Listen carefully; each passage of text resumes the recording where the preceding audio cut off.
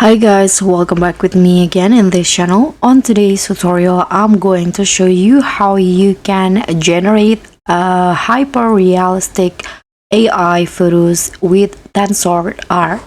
So in here, I've already opened the TensorArt page. You can open it on your browser, tensor.art. Don't forget to sign up with your Google, Apple, or Discord account first and then sign in.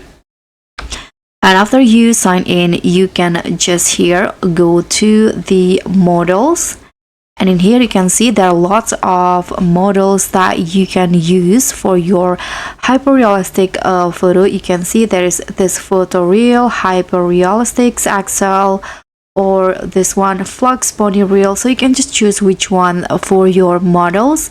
For example, I'm going to just go with this hyper-realistic. Just click on it and you can see that this is a very hyper realistic image here that you can use. You can just click on run in here to run the AI tools. Now you can hear there are two options: text to image, image to image, and animate.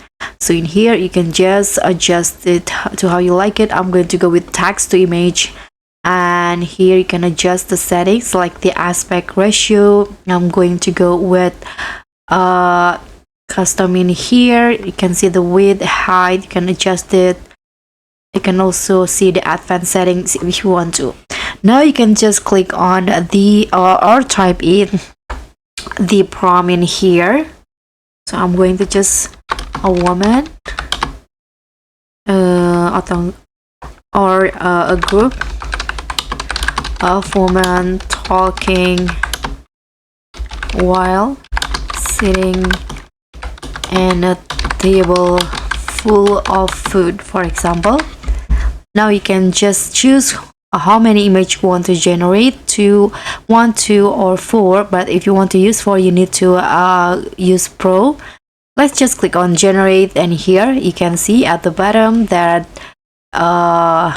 it's still waiting. You can just wait until the image is generating.